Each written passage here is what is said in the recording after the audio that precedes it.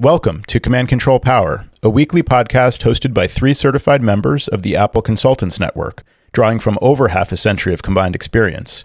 We talk shop, interview vendors and colleagues, and share what we've learned while operating our technology consulting practices. This is Joe Saponari of CyMac, and my 2 co-hosts are Jerry Zigman of MacWorks and Sam Valencia of the ICS Technology Group. For the freshest content, a peek behind the scenes, and more candid conversation about running our businesses, dealing with clients, fixing tough technical issues, and everything else you love about Command Control Power, we invite you to join us on Patreon so you don't miss any of this great content. Go to commandcontrolpower.com and click support. Pledge monthly, and you can instantly subscribe to the patron-only shows right in your favorite podcast app. Once again, to join us on Patreon and get the latest patron-only episodes, visit commandcontrolpower.com and click support. We hope to see you there, and thanks for listening. Command Control Power is brought to you commercial-free thanks to the support of our community. Our VIP supporters include Jason Detbarn of Adigy.com, Watchman Monitoring, and Adam Angst of Tidbits Content Network. As we move forward into 2023 and everybody's talking about AI, I'm so annoyed with how bad voice dictation is just generally across the Mac. And I don't know whether it's Siri but why is Mail so bad? I'm using Apple Mail. I'm eating my own dog food. I'm drinking the Kool-Aid. I'm using the Apple products. And the email is to my client, Christine Smith, spelled Christistin. Now, why I reply to this email and I say, hello, Christine, thank you for your most recent email. Why does the Apple Mail program spell Christine with a K? Right. Yes. This is a great question. I was just looking at this today, but with the last name, it was the same situation though. I wasn't doing voice dictation. I was just typing, and it was the same situation. I'm replying to a person named Jim Smith. Maybe he's Christine's husband. And so I write something, thanks, Jim. And it's suggesting 3 other Jims, not Jim Smith. And that's the first thing you should know about this exchange here. Yeah, there's no inherent knowledge in the document you're working in. It's just completely unaware of any sort of foundation that you have within the document that you're working in. It's got no knowledge. It just seems to be getting worse. Agreed. Yeah, it's so annoyed. I was talking about this. Yeah, I was talking about this with my wife in the car the other day too. It's just like I was trying to use Siri to just because I'm trying to not touch my phone while I'm driving. I'm trying to be a good citizen of the road. And not Jerry careening down at 90 miles an hour while he's texting us, but I'm baffled at how poor it's doing of a job. And I'm trying to message somebody. I'm just saying, hey, I'll be available at this time. Ping me back. And the word isn't even. It sometimes feels just a horrific grammar, let alone just bad English. I just don't understand how, as Jerry said, it's gotten worse than it was before. I know. I've taken some screenshots of this where it's November 24th or whatever the date is, and I'm writing a text message to a group of family members, and I'm happy. And then the next word suggested is birthday, Father's Day, Friday, or something. It's Thanksgiving Day. Like, are you not aware that 1 million people per second are wishing each other happy Thanksgiving? It just has no awareness of a grip on reality. I must have turned off suggestions because I don't get those at all, which is good because I would be throwing the phone out the window at that point. I think that would be I just don't get it. I don't either. So maybe it's the suggestions thing that you're talking about, Jerry, that I still have that too. But it's to the point of where other people that are with me are laughing at how poor it is. But it's not funny to me because I'm just getting pissed off at the whole situation. And then on top of it all, this is not really dictation related, but I was trying to send a message using Siri to one person and while driving, and it works. But then when I try and send to 2 people, it says you need to unlock your iPhone first. And they're both in my contacts. And I was trying to figure out why that would be as well. What's the difference there? I don't know. I can't figure it out. Yeah, that's a weird question too. I know and you said it's kind of embarrassing how bad it is because I'm just vaguely aware that Google's services are much better and probably Amazon's too. And this has just been a long-standing issue. Ironic because when Siri came out, I remember it was years and years ago, and it was one of the earliest in theory, AI chatbots, what we have now. Jerry said, 2023, we have everybody's talking about AI. These large language models, really amazing in how they can understand and respond to you. Of course, they don't always understand. They don't always respond properly, but they're much better than Siri typically. And they have such a massive arena that they can help you in compared to Siri, which is very narrow comparatively. And when Siri first came out, it was announced it would remember your context. It would understand that you're chatting with it, and you ask it, what's the weather today? And then it gives you the local weather. And then you say, oh, I meant in Boston. And then it would give you the weather in Boston because it knows you're still talking about the weather. You don't have to ask for the weather in Boston because it understands the context. And that was one of the features of Siri when it first came out. And now it really seems the only context Siri has, maybe with very small exceptions, is that kind of chat history of I just asked you for this, you responded this way, now I'm asking you for this. That's all part of the same back and forth conversation. What it doesn't know is the broader context of your examples of I'm in an email response to a person who has a name spelled a certain way, and it doesn't know which person you're likely talking about when you say, hi, recipient of this exact email message. How does it not know that? It's very surprising. But I think this is, Apple would say, because of the architecture of Siri, which protects your privacy. Well, that's just it. Yeah, they're going to wave the privacy flag and say, we doubled down on privacy and this is what you get. But it's like they threw away the playbook. Yeah. They lost the plans. And we're just going down this dark corridor, bumping into walls, and we don't even know where we are half the time. It's just really bad. It's really bad. It's the wrong trade-off because obviously everybody does want some amount of privacy, or I think probably most people, especially in the Apple ecosystem, do. It's one of their values. It's one of their value propositions. So I'm not saying throw privacy out the window, but clearly there's a different balance, a different set of trade-offs that they could find where, hey, look, I'm asking you to write an email. Just for now, you can know who I'm writing this email to. It's there in the body of the reply that I'm replying to or whatever. You could discern it from that. There's other examples of that where they could, obviously we prefer to share in a limited way the context of what would make this product work much better. That's all we're trying to do. Yeah, I would waive some of my privacy restrictions to get better functionality with Siri. I don't really care. Read my email, go ahead. But I just need it better. It's just awful. Makes me angry. I'm interested in that part of it too, because I think, I'm not sure how I would feel. I think I'd be okay with it too, about waiving some of the privacy restrictions, but it goes to the greater conversation of things back when bags were being searched a lot more and all that stuff. It was like, do you want it to be safe for going to a concert or something like that? Or do you want to be able to bring your bag in without being searched because you're private about your belongings? And it's a similar conversation because I didn't think of it that way until you guys started talking about it in terms of how that's the privacy flag that they're waving. We're not supposed to know who you're talking about, right? But do we want it easier and at what cost? I guess I'm okay with it, but I'm not sure that everyone would be. Yeah.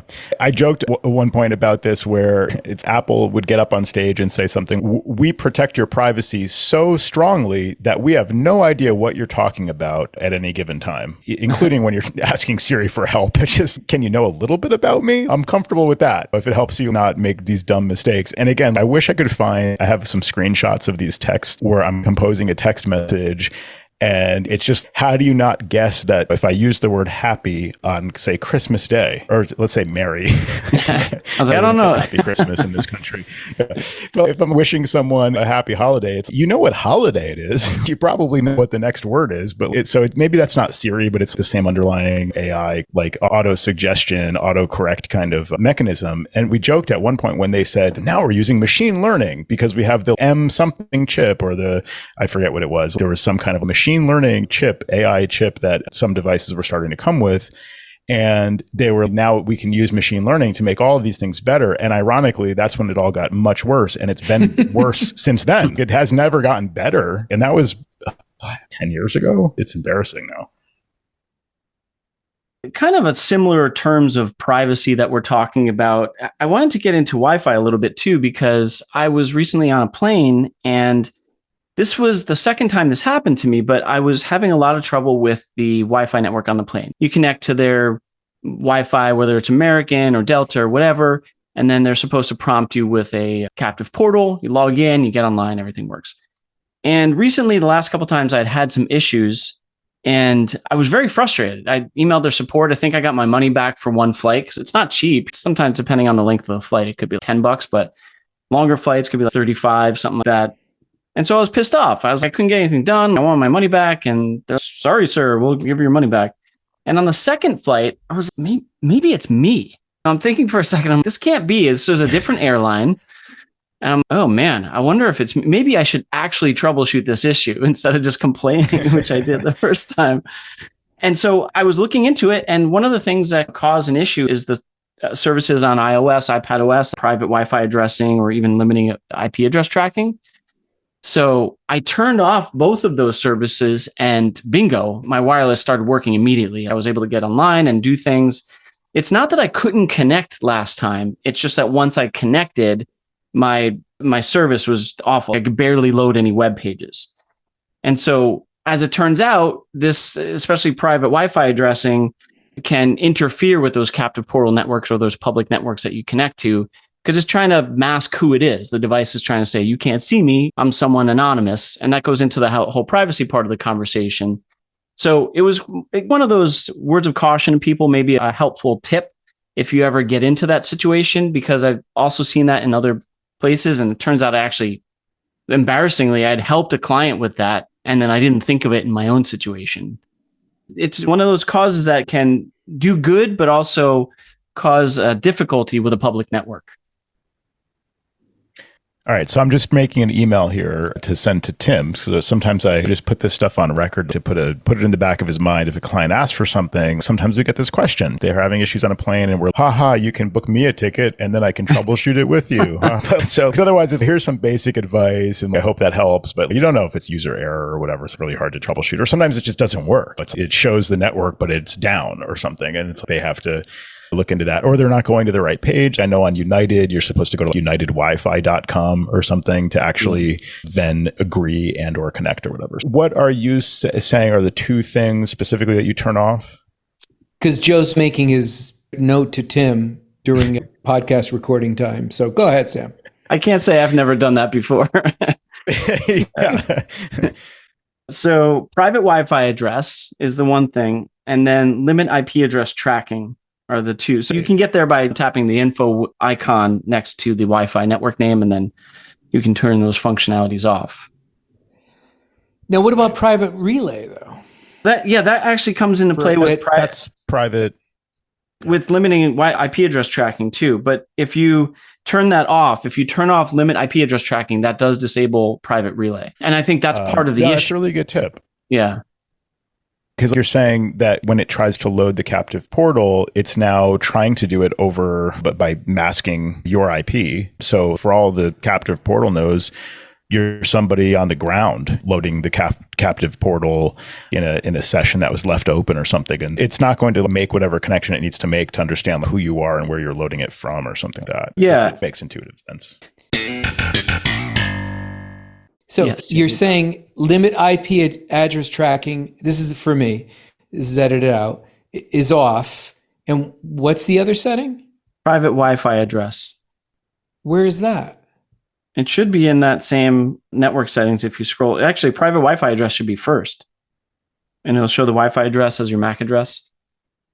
All right. So we're talking about on a Mac running Ventura. I just want to make this clear for the list. Yeah, I'm on iOS, actually, is what I was talking about. Oh, it's different. This is why the test sucks so much, because there's all this inconsistency in the HIG between there's no parity, there's no commonality.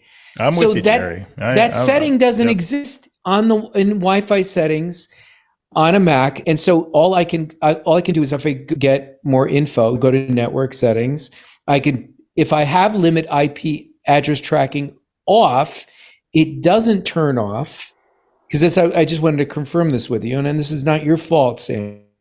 But it doesn't turn off. Questions 5 through 9 are definitely your problem, Sam. It doesn't turn off the private relay. Well, right, so on the Mac. Wait, so where are you seeing private relay, Jerry? If you turn off limit IP address tracking in Wi-Fi settings, is off on my computer, and then I go to iCloud, the main page on iCloud, and I go to iCloud Plus, and I select private relay. Private relay is still on. But so it's private relay is an iCloud-wide feature to turn on or off that enables I think my understanding is that it enables the limit IP address tracking feature, which then is a per network setting. But I'm not faulting Sam, but Sam just said, or at least he alluded to, that he was on iOS, and by disabling that, it turns off private relay, and it doesn't do that on the Mac. So all I'm saying is we need to pull it all together if we're going to present it. So that's what I was about to do, and I was going to talk about just describe both of them in a bit more detail. But if you look at the verbiage inside of the network setting in iOS, it does say it will also turn off private relay. Where are you seeing that on iOS? Because I'm seeing limit IP address tracking. It says limit IP address tracking about hiding your IP address from known trackers in Mail and Safari. I don't see what the message you just said about it will also turn off. Right under that text. In mine, it says, when this is turned off, iCloud private relay will also be turned off for this network. You don't see that text? Yeah, it definitely doesn't say that. No. Are you on iOS? This is on the test, Joe. You got to get all this right. 16.5. You have private relay on? What's the deal with that? I thought I did because I do have the limit IP address tracking switch on and off. Let me go into iCloud here. This is why when I edit the shows, they're only 30 minutes long. Oh, it's off. Sorry, Sam. It's off. Okay, all right. Okay, what does that feature do without private relay, though? Doesn't that require private relay? Why do I have the on switch for limit IP address tracking if I don't have private relay turned on? I got to look it up. And on the Mac, like I said, you could have one on and the other's off.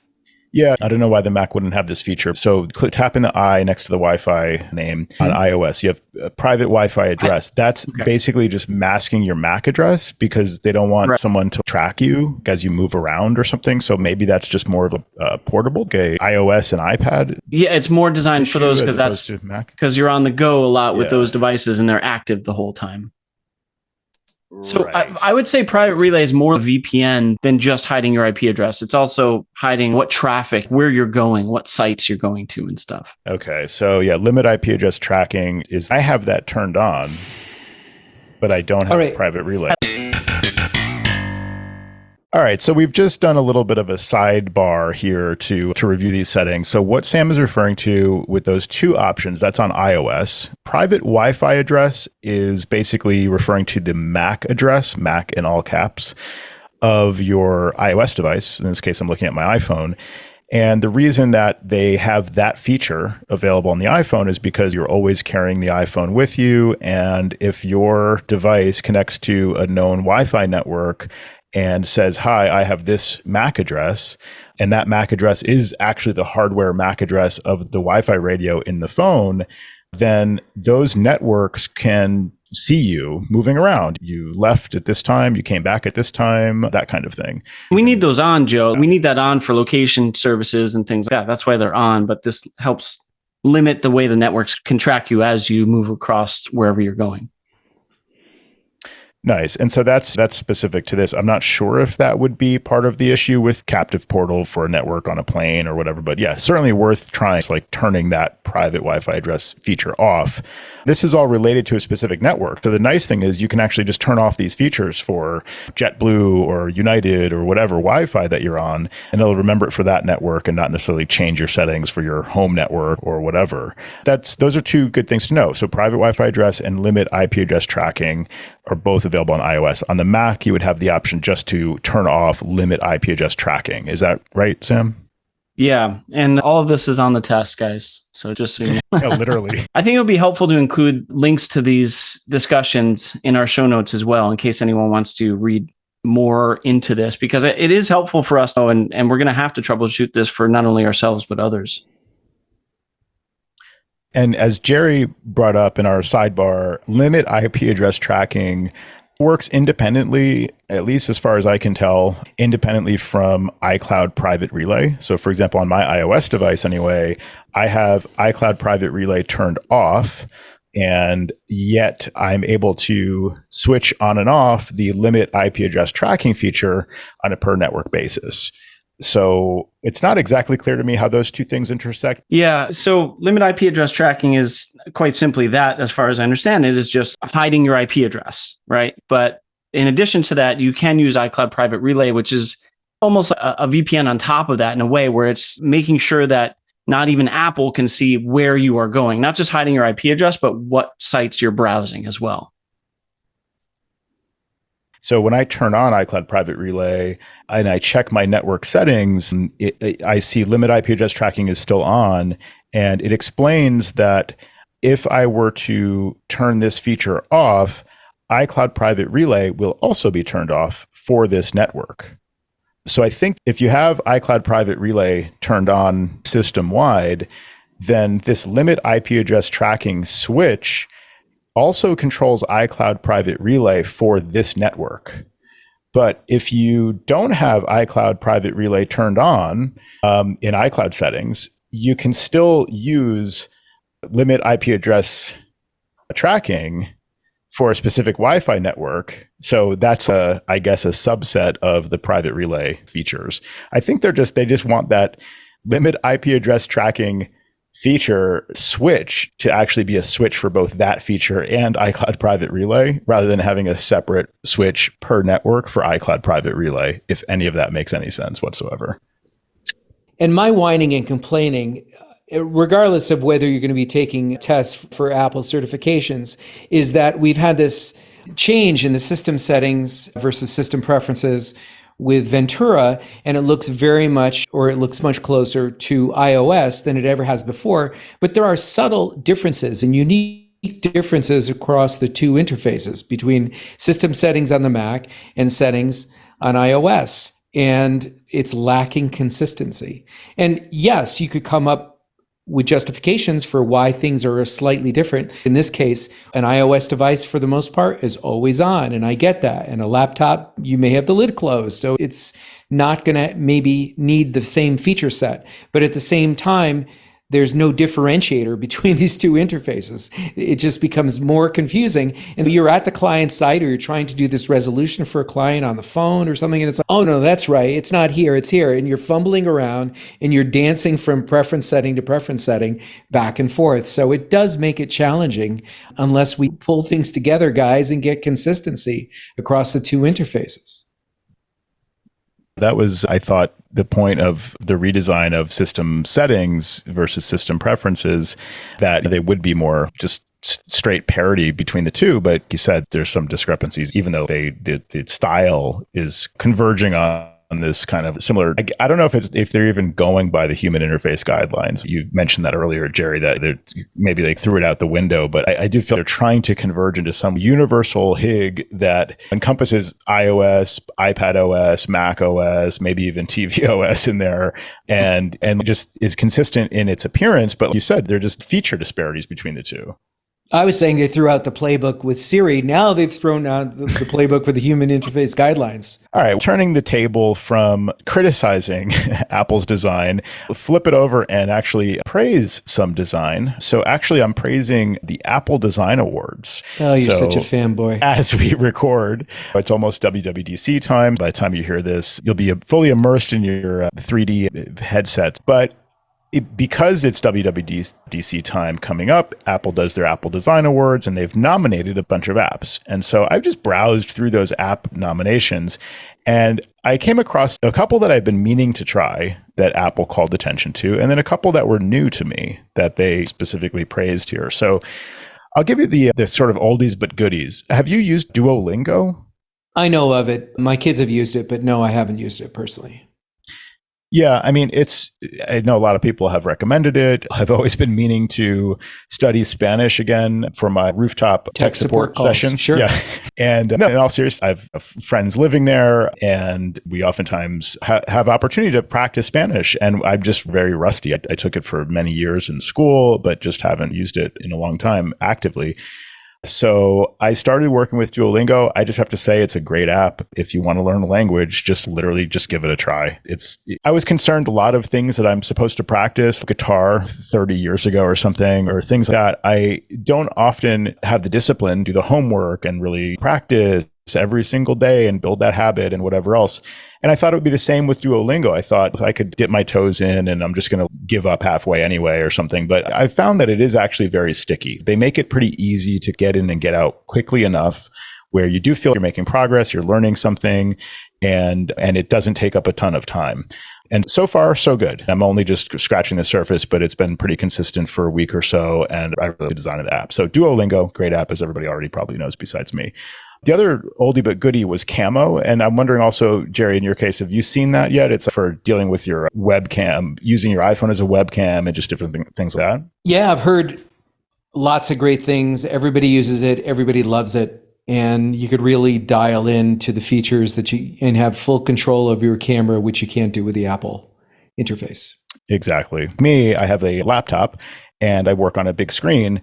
So I have been testing the idea of using my current iPhone or an older iPhone that's a spare as a webcam so that I don't have to actually open my laptop and reconfigure my desk arrangement to just have the webcam, the built-in iSight camera or FaceTime camera, whatever they call it, on the MacBook Pro. I can just use my iPhone. I don't want to just buy a separate standalone webcam for the one every month or two that I need it. And so it's a nice app for that purpose. So yeah, another one that, again, everybody likes, and I can count myself among them now as well. What's the VIG on that, Joe? I don't remember what the cost was. Does VIG mean cost? Yeah. Okay. Vigorish. Don't know. Yeah. What In is Italian. it? Is it Italian? Okay. Yeah, Italian. Yeah. Guess I should have known that. But maybe I should go back to Duolingo and select Italian, and then I can learn all your slang. So 2 brand new apps. I've been traveling a little bit lately, going back east for business, really working on some projects there. And I have a really old flight tracker app that I got when the iPhone came out. And it's just one of these apps that kind of hangs around. I've never bothered to look into a new one, but every time I open it, it just looks, this will probably stop working sometime soon. It just doesn't seem like the most straightforward interface. So one that Apple recommended was called Flighty. So I put some flights in there. It looks nice and straightforward and easy. All the features you'd expect, decent interface. Give Flighty a try. And then one last one I wanted to say a little bit more about, which is called Rise Sleep.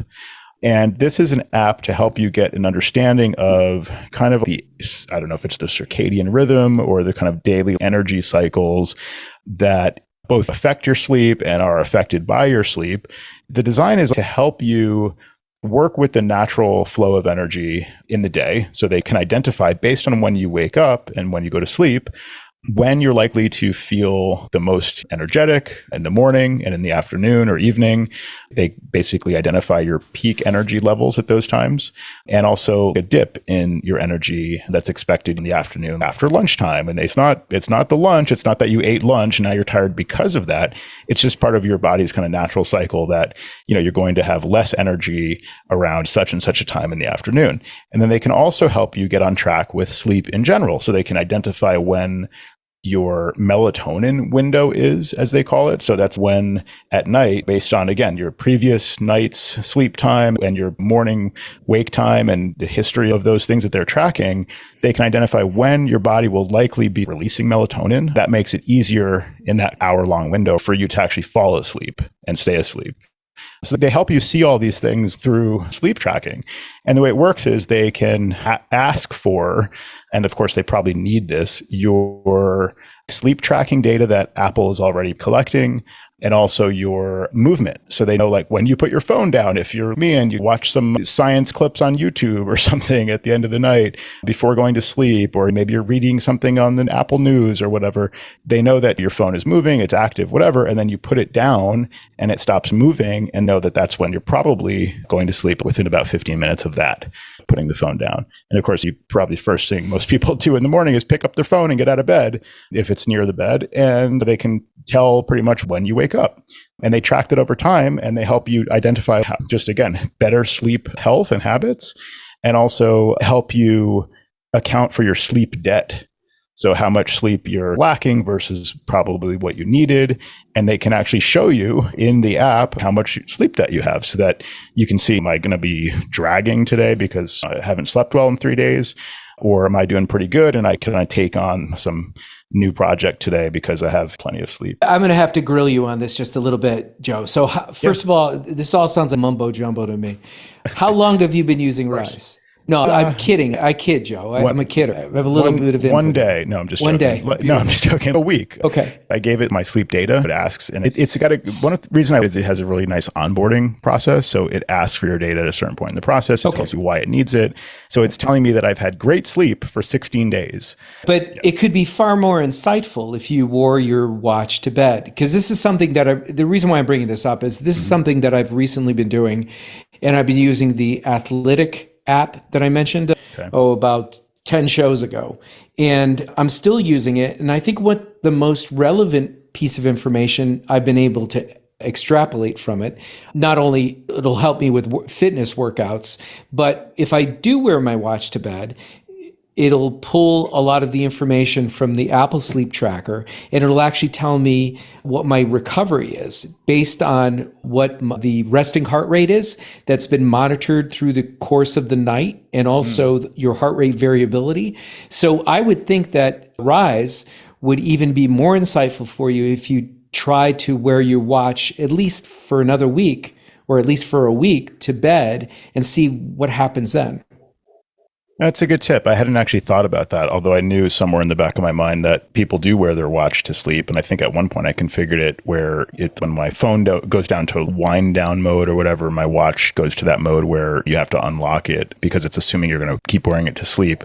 You have to hold the button down to unlock it. I was always afraid, what happens if I call somebody in my sleep from my watch? But I don't think we have to worry about that. I just don't know if I want to wear a device to bed. Yeah. You're a young guy, you're married, and there might be other things going on, whereas I'm a lot older, and when we go to sleep, we go to sleep. You know what I mean? There's no nonsense going on. But interestingly enough, on this show, we have a marathon athlete that has remained silent. Sam, do you take part in any of this? I know you wear a Garmin watch for your training and for your tracking your fitness, but do you ascribe to any of these things? Sam, Jerry wants to know how much nonsense you get up to overnight. Yeah, I'm getting that feeling here. So I lost my Garmin watch a couple years ago during one of my trips. I put it down somewhere and never knew where it went. And I think it was at an Airbnb, and I called the host and no, I didn't see anything that related to a $200 watch. Yeah, figures. But, you don't have a Find My Garmin app? No, I guess I didn't. You mentioned Athletic in the past, and I did look into it, but I didn't go any further. And Joe, I guess we are similar in a few different ways, but I don't like the idea of wearing a device to sleep. I like to try and detach from my technology, and that feels like I'm still attached to it for some reason. Plus, I have a Model 3, so that watch is going to die in the middle of the night anyway. I thought you were talking about your Tesla, and I thought you were worried you're going to call the Tesla to come pick you up at the front door or something in the middle of the night or whatever those features are. In addition to wanting to disconnect to just some degree from technology, because again, oftentimes I'm looking at my phone until the last second I'm awake, and I'm looking at it in the first minute I wake up. It would be great to have some time where there's no device anywhere near me. But also, if it's on my wrist, I don't know, I'll turn over and lie on my this doesn't happen. This is all. It's not going to be. I don't want a watch in my face in the middle of the night because I turn a certain way and my watch is now, I don't know. The princess and the pea here. Goodness, Joe. No, it's not going to keep you up at night. It's going to provide important data to you in the morning. Can I wear it around my ankle or something? Is there another place I could wear? You're on house arrest. Yeah, exactly. Right. Yeah. Oh man. Sam, you got something for us? Yeah. Sometimes you two battle it out, and I just hide in the bushes and just wait for it to be over. But I enjoy the banter. There was one. It had nothing to do with related to health or anything like that, but it was actually a Mac app called the Arc browser, which I had mentioned to you guys a couple weeks ago, and we had seen at a recent Tidbits article that Adam put out. And I was curious because I'm fine with Safari. I complain about it sometimes. Chrome, I don't really love, but it gave me pause to say, ooh, a new browser. And the way he promoted it was it'll change the way you work on the web. And I have to see more. So I read the article. I downloaded it. It's an invite only right now to Arc, but it's still invite you. You just put in your email and you're like, hey, you're in. So it's not really too much of a secret club. But the biggest part about it that I really loved was the interface is different, sure. And it looks innovative, and that's great. But there are two pieces that are hugely important to the way I work. And one is spaces, where you can have essentially different spaces, your Mac desktop spaces, if you think of it that way. But in addition, in working with spaces, is profiles. And the way that's big for me is because I don't know about you guys, I'm sure you do this on occasion, but if you're logging into the Microsoft admin portal or the Google admin portal for different clients, you're either having to sign out or sign in using a private browser. And then when you do that, you have to re-sign in again because it doesn't, obviously that's the whole point of the private browser window, is to not remember your history. But with profiles in these different spaces, I have my different clients set up in these different spaces and they all have separate profiles. And I can sign into multiple Microsoft admin portals or Google admin portals or whatever instances that you sign into at the same time without them interfering with each other and still maintaining a history in each of those profiles. So for me, that creates a huge level of efficiency that I haven't seen before. I don't know if that affects the way you guys work personally, but for me, it was big. Yeah. The kids like Chrome. Doesn't Chrome do that? Not to my knowledge. Profiles? I mean, sure it does. It has profiles, but I thought you needed to log in to a Google account or something. Right. You have just local profiles that are... Yeah, I'm not talking about a Google profile where you have your history and your bookmarks. I'm talking about a place. Think about it. If you open up a different tab from Microsoft Admin Center and you're signed in on another tab, that's the way you're going to be signed in here. So in this way, I can sign into one client in one profile and a different client in another profile, and they're not interfering with each other. Does that make sense? So I'm live testing this right now. So in Chrome, you have the profiles menu. Person 1 is my profile, and I can add a profile. And then, of course, Google's, yo, please log into Google. And then you can just say, continue without an account. And you pick a color, you put a name, work or personal or whatever. And then you say, done. Now you've got a new profile. And I'm wondering if it works just like you're describing, where you can... Please don't make a liar out of it. Because that feature... I never knew that. I never thought about that, but that's a great feature that if Chrome has it, great. I do a little work for a tech support company that might be part of this talk here tonight. And I have my own profile and it works magically in Chrome, in Chrome. Yeah. Okay. I'm allergic to running Chrome. The only thing I run it for is the Unify portal. And the kids like it, Joe. I know they do, but I personally find if I leave Chrome open for too long, even with just maybe 9 tabs or something open in of literally just the Unify portal, it will eventually eat all of the memory, first all the physical unified memory, and then it'll consume the rest of my swap or whatever on my SSD. And then my system will start lagging, and then I will get the pop-up, you're out of application memory, and suggest force quitting everything. And then I'm like, oh crap, I was just in the middle of typing something in Safari. I can't hard reboot right now. So I start furiously trying to quit apps that I don't really need, calendar and contacts and all these different things, whatever that I have running on a regular basis, which buys me a minute or two to quit Chrome just in time to maybe save what I was doing in Safari or something. So Chrome, none of that happens when I'm not running Chrome. It only happens when I'm running Chrome. So I don't know if it's just me, but Chrome definitely just totally bogs down my system, especially over time. So I try not to run it in general, but if Arc is doing the same thing with profiles and a little bit less of a memory hog or whatever the problem is with Chrome, that's great. Yeah, to be honest, I've felt the same way about it just because traditionally it was always a memory hog for me too, and it bogged me down. I don't know if that's still the case. I could be old school at this point. They update their versions every other day, so who knows what's changed, but if their profiles work in a similar fashion, then that's great. I just love the intuitive nature of Arc Browser and how I can easily swap between those profiles and get into these different sites. So for me, it's been great. I'm with Team Adam here and Team Tidbits, but you can be on your own island, Jerry. You can stick with Chrome if you want. It's a good PSA at the very least, Sam, even if people don't switch browsers to Arc. Just the idea of using profiles is just a new concept to me. So I may try that in Chrome, and just for those reasons you're just describing, because sometimes I need to be logged into multiple admin portals for Microsoft or whoever else. And typically, like you said, I only do that in a private window. And then that's another thing that I have to keep open in a private window. And if I close it, then, I have to log back in from scratch again. It's annoying. It's nice to be able to think I can just leave that session running, even if I quit Safari and reopen it, Arc in this case, and still have it be there. So yeah, good PSA for people at the very least. Yeah, you heard it here first. Sam's doing a little Chrome shaming and cyberbullying. First time on the show, but we'll let it go. I'm a bigger man than that, Sam. I'm just going to let this roll off my shoulder. There's a first for everything, Jerry. Like off of the duck's back. Water off of the duck's back. Nice.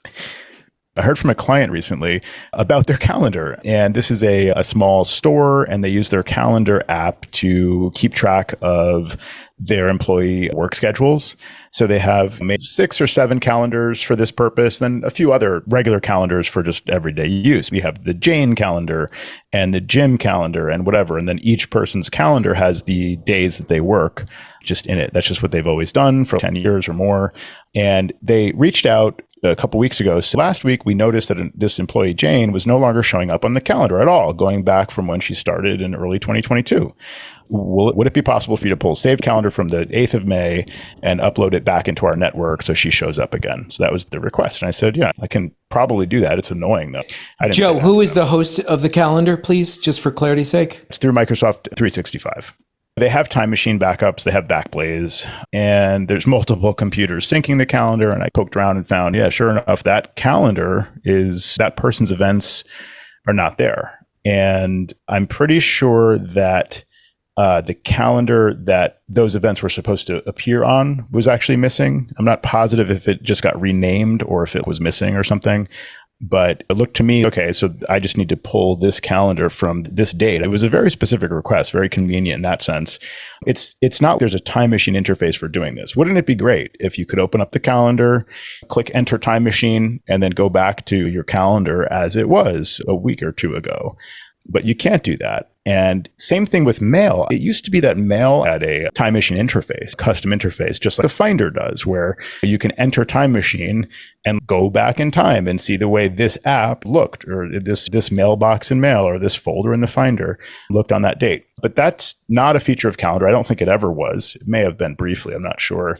But I found, of course, I would have to go in and just pull the backup manually and then restore it to where it's supposed to go in theory and see if the calendar would recognize it.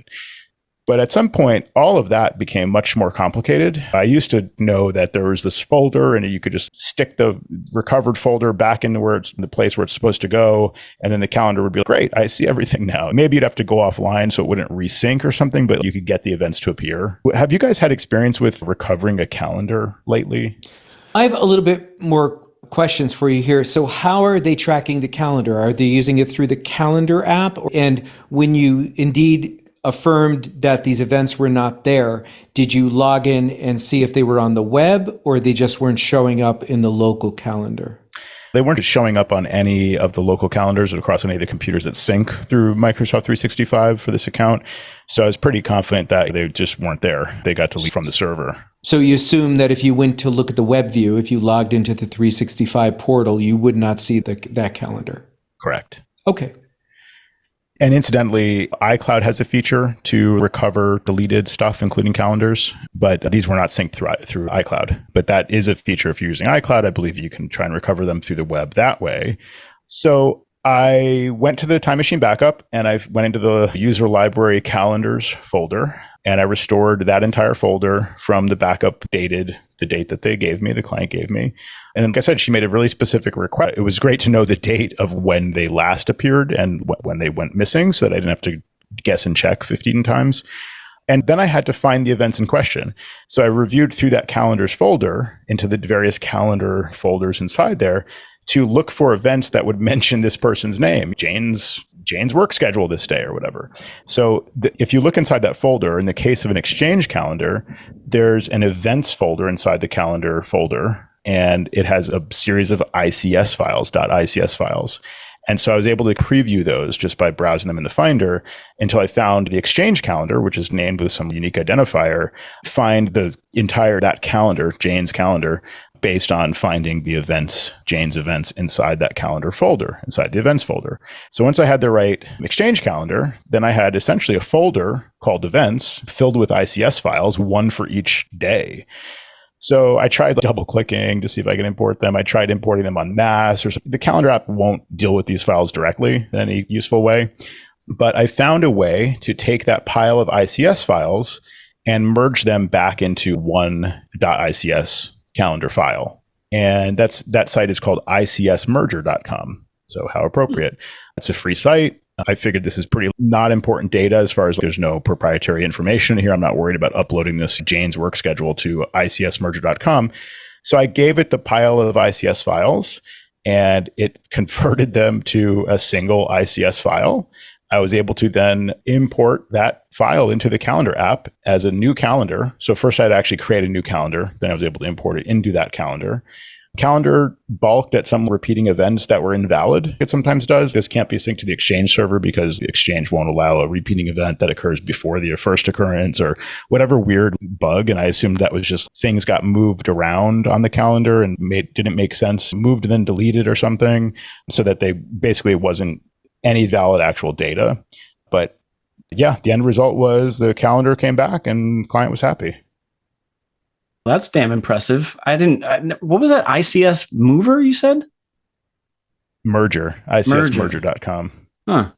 Never heard of anything like that before, but you saved the day for them, apparently. Yeah, it went well. The client did say to me, I saw your notes on the event, which is basically a summary of everything I just said.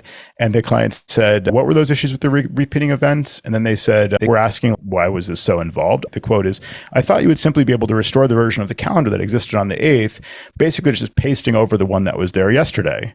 For my information, is that not possible to just recover and install an older version of something? And I had to explain the subtlety of why it's not possible with the calendar specifically, as opposed to a file in the Finder or whatever. But it's a subtle thing when a client loses that kind of specific data and assumes you could we have a backup, just click a button. But it's not always that simple. Yeah, it's highly impressive, Joe, that you found that. I guess some people listening to this would think, what's the security of using that site? What if these are sensitive events? So you're giving up a little bit of privacy there by using this utility. And I wonder how much of this is actually specific to Microsoft 365 too.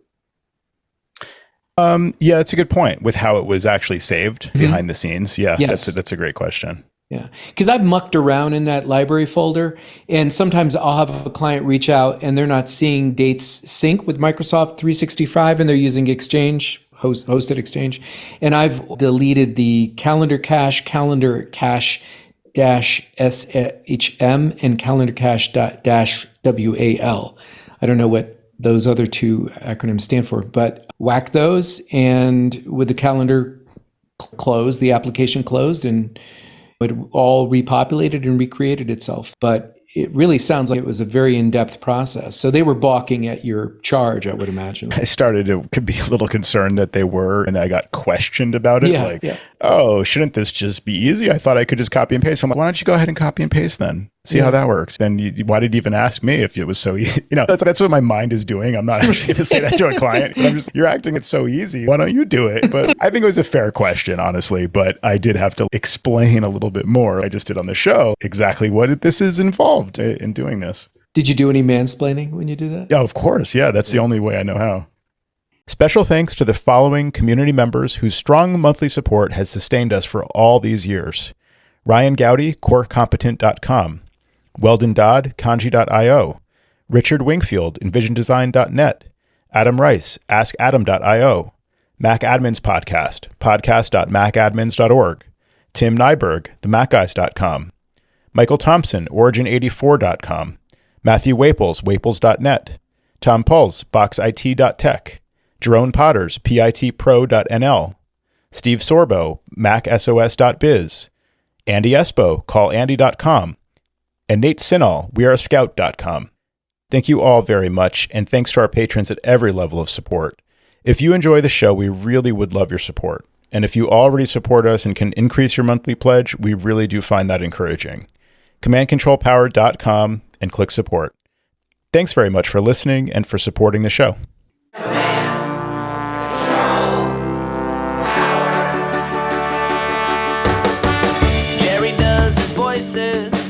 Of customers of all kinds. Am I on the cloud? Joe spins his deeply detailed yarns all the time. I have a whole story about this. Sam is on the road again, phoning in from a hotel. At least we know where I am. Half a century combined of Apple expertise right now. Right now. My Mac is slow. Have you tried restarting? Well, the fans won't blow. Have you tried restarting? But my data is gone. Have you tried restarting? I dropped it in